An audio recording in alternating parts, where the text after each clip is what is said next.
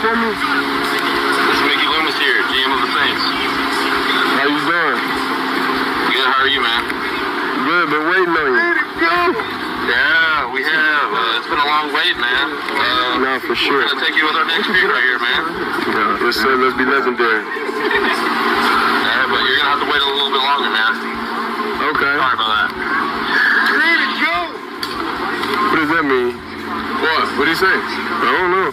Hey, you asked us what it means, and you was on the phone. You heard that? He said you're gonna have to wait a little bit longer.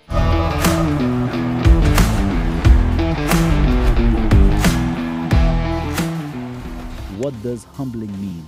4 words. That's all it took. 4 words and an ice-cold stare, and Shedeur Sanders sent that entire Cleveland press room into a graveyard silence. If you just watched that clip and your jaw isn't somewhere around your ankles right now, then you need to check your pulse. Because what we just witnessed was not a football press conference. That was a masterclass in psychological warfare delivered in khakis and a team polo. What is up, everybody? I'm Dre Fiver. Welcome back to Dre Hoops, and today we are going all the way in on the most electric, most revealing, most talked about press conference moment of this entire NFL offseason. Shedeur Sanders stepped in front of those Cleveland reporters on April 21st, 2026, day 1 of the Browns' voluntary minicamp, and he did not come to play nice.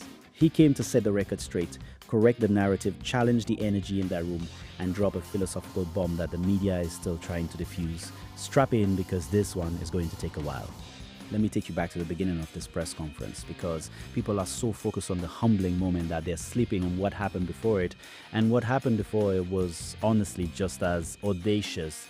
According to reporting from ESPN Cleveland and confirmed by the official Browns team transcript, Shedeur Sanders walked into that room after day 1 of Todd Monken's inaugural minicamp practice and immediately went on offense. He praised the coaching staff, he praised the energy on the field, and then, in a moment that I genuinely did not expect, he turned the tables and called out the media directly. He told reporters in front of cameras and microphones that the only thing missing from this new culture in Berea is them. That the Browns can have all the new coaches, all the new systems, all the new energy they want, but if the media keeps bringing a cloud of doom and gloom into every interaction, it poisons the well for everybody. As reported by Browns Nation and Heavy.com, Sanders said directly, "It's a new vibe, it's a new energy. The only thing we're missing is y'all. We need y'all to have a new vibe, new energy. I know y'all want us to win." Comparison thing. And I guess on that note, how have you gone about learning the playbook? What's your process for learning new concepts and new terminology? I think I know how I learn. So knowing that I know how I learn is great, and the coaches are able to communicate in different ways to help you learn, and that's why I appreciate the coaching staff, honestly, because it's you could say somebody don't know how to learn, but it's how did the person get all the way to this level if he don't know how to learn? So we need some winning energy here. Now, Dre's personal opinion, that is a 22-year-old man who has thought deeply about the relationship between narrative and performance. He's not wrong. The Cleveland media ecosystem has been one of the most negative in professional sports for close to 3 decades, and that negativity is not without reason. The franchise has given them plenty of material, but Shedeur is essentially standing at that podium and saying, "We are trying to change something here," and you either get on board or you become part of the problem. That is leadership. That is not a guy who got humbled. That is a guy who got focused. And look, some people online are going to say, "Dre, he's a backup quarterback who threw 10 picks as a rookie. What right does he have to challenge the Cleveland media?" And to those people I say, you are missing the entire point. The most dangerous version of any competitor is the one who has been knocked down, has thought carefully about why, and comes back with a plan.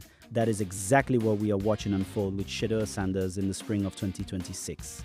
Now let's talk about what was actually happening on that practice field before Shedeur even got to the podium, because context matters. As reported by Yahoo Sports and confirmed by NFL.com, on the first day of Cleveland Browns' voluntary minicamp, Shedeur Sanders and Deshaun Watson each received work with the starters in team drills during the first meaningful practice under new head coach Todd Monken, with Sanders receiving first-team snaps initially in 11-on-11 drills. Head coach Todd Monken confirmed it flat out. Monken said he was first man up. The plan was to have Shedeur get a few more reps, but have Deshaun and Shedeur both have reps with the ones. Dillon Gabriel, for the record, did not receive first-team snaps that day. Let me translate that for you. Shedeur Sanders, the guy the national media spent 6 months calling a project, a reach and ego problem waiting to happen. That same guy walked into Todd Monken's first real practice as head coach and was the first quarterback handed the keys to the first-team offense. And then he walked to the podium and dropped philosophical one-liners on reporters for 15 minutes. This is not a story about a player in trouble. This is a story about a player ascending. The narrative around Shedeur Sanders in Cleveland has been driven by people who decided who he was before he ever threw a single pass in a Browns uniform. The draft slide, falling to the 5th round at pick 144 despite being widely projected as a top 2 quarterback in that class, was treated by some commentators as confirmation of their suspicions. But what if it was just draft politics? What if it was teams overthinking? Because the player standing at that podium on April 21 did not look like a cautionary tale. He looked like a man who had done the work. Here's where the press conference gets genuinely interesting on a human level, and I want to make sure we give this moment the space it deserves. A reporter asked Shedeur about his physical transformation over the offseason. Owner Jimmy Haslam had apparently mentioned at the league meetings that Sanders looked different, that he seemed to have really embraced what it takes to be a pro. Now, Shedeur pushed back on the framing. He made clear that he doesn't believe he's figured everything out, that he learns something new every single day. But what he said next was the most honest thing I've heard from an NFL quarterback in years. According to the team's official transcript and reporting from NFL.com, Sanders described the turning point with Monken. I was here one day and he was like, well, if you want to be the best quarterback you want to be, then you got to do that on a daily thing, on a daily regimen, daily time. So that's what clicked for me. And then I was like, okay, I need to improve this area. And it's just one step at a time. That quote right there, that is the money quote of this entire press conference, and the media buried it under the humbling drama. That is a 22-year-old man telling you on record, without a filter, that a relationship with the coach literally changed his daily habits. That it wasn't a scheme revelation or a physical gift or film session that flipped the switch. It was a conversation. It was a human being who coached him like a human being, not like a commodity. And that clicked for Shedeur in a way that Kevin Stefanski's staff apparently never could. Dre's opinion? I think the relationship between Shedeur and Stefanski's staff was never right. It wasn't anybody's villain origin story. It was just a mismatch, a free-spirited relationship-driven instinct, quarterback trying to operate inside a structure that didn't speak his language. Todd Monken, who spent 3 seasons as the offensive coordinator in Baltimore, turning Lamar Jackson's genius into a system, clearly knows how to build a quarterback through dialogue rather than mandate. And Shedeur Sanders is responding to that in real time. Now, we have to talk about the moment that has been screenshot, clipped, reposted, debated, praised, and criticized across every platform since Tuesday afternoon. A Cleveland reporter, and I want to be careful here because I'm not in the business of going after individual journalists, but this question was lazy, and everybody in that room knew it. A reporter asked Shedeur if last year was a humbling experience after being the man at Colorado, at Jackson State, likely in high school too. And the implication was obvious. The narrative was pre-baked. The expected answer was some version of, yes, I got checked, I learned my place, I understand now. That's what they wanted. That's the story they came to confirm. Shedeur Sanders looked at that reporter and said, what does humbling mean? And the room froze, because that is not defensiveness. That is a philosophical counterpunch. He was not asking because he didn't understand the word. He was asking because he rejected the premise behind it. He went on to say directly that he does not let other people dictate how he feels about himself. That if you allow external circumstances to define your internal sense of worth, then you are living for the wrong reasons. He said he knows who he is as a person, as an individual, and that mental toughness across every situation life throws at you is non-negotiable. That is not arrogance. That is a philosophy of self-determination that most grown adults have not managed to articulate that cleanly. Dre's personal opinion, that question was a trap, and Shedeur Sanders not only recognized it but dismantled it on camera, with more composure than I would have shown, because humbling in that context was a loaded word. It was designed to get Shedeur to publicly confirm the media's narrative that he needed to be taken down a notch, and he refused. He refused gracefully, intelligently, and without a single expletive. That is emotional maturity. That is the kind of thing you cannot coach.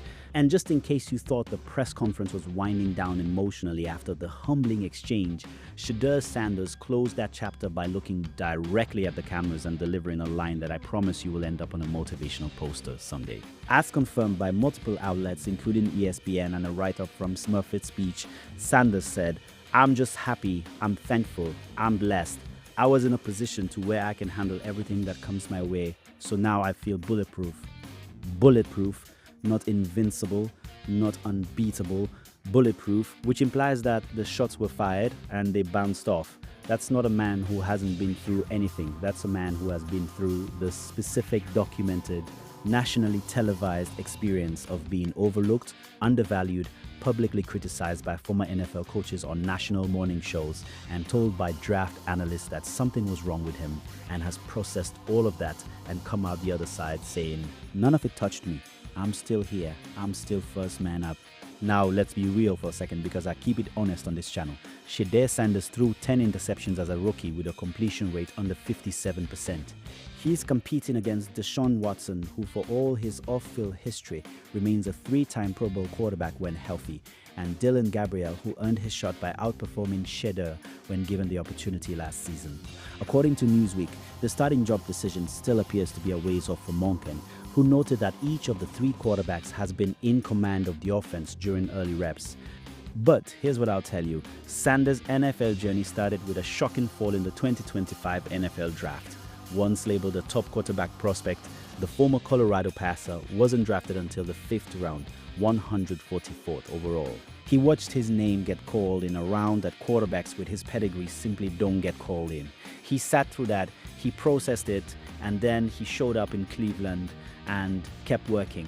Dre's opinion, the guy who survives that kind of public humiliation, and we're talking about a moment that trended nationally, and shows up to year 2 with this kind of composure and this kind of philosophical clarity, that guy is more dangerous than any 5-round pick has any right to be. That guy has already passed the hardest test the NFL can throw at a young quarterback, and the test wasn't on the field. It was in the mirror, and before we close out, I can't skip over the moment that made me actually laugh out loud, and it came at the very end of the presser. Shedeur Sanders, having just delivered about 15 minutes of mature, philosophical, emotionally intelligent commentary, looked at the reporters and said that whoever has his old number 12 jersey needs to hold on to it because, and I'm quoting him here, those jerseys are in-person stock. He said, don't sell them, don't get rid of them, because he's going to be successful and the profit margin will be good one day. Listen, the confidence, the self-awareness, the humor. This man slipped the financial advisory into the final seconds of a Cleveland Browns minicamp press conference.